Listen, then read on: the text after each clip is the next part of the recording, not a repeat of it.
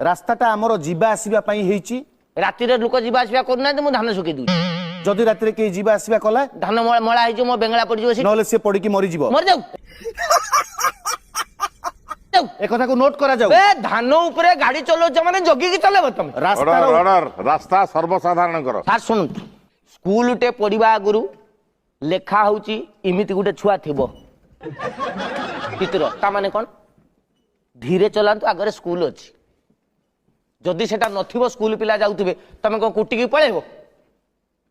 मु कोन रास्ता साइड रे लिखिबे आगरे धान सुकाई छि धीरे की जाउतु बे तमे पर आखि आगरे देखुते धान उडा में सुकेइछे धीरे जीवन जाऊ अद्भुत आम गाँ रास्ता रे आमे जिमिति कहबू तमे सिमिति जीवो धान सुकेइछु धीरे जीवो खरा दिन सर आमे कोठ सोइबू गोटे कथाटे कहून आपण से पाठशाठ पढ़छन खरा दिने घरे सोइबे अगणार सोइबे नले बाड़ी पटे सोइबे गरम लागिला हां कोठ सोइबे आमे आमे रास्ता पर खट्टी पके सोइबू रास्ता ऊपर सोउचंती कोठी गाँ जाक आमर राति रे लोक हमको हर्न मारिबे आमे उठिबू आमे उठिला परे तमे जीवो आमो गाँ रास्ता रास्ताटा आमर जीवा आसीबा पई हेची राति रे लोक जीवा